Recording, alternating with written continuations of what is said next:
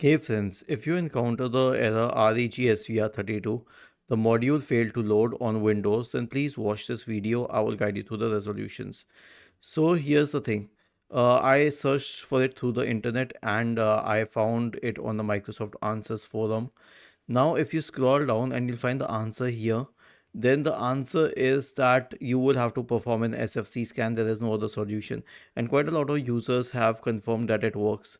So search for command prompt in the Windows search bar and click on Run as Administrator in the right pane.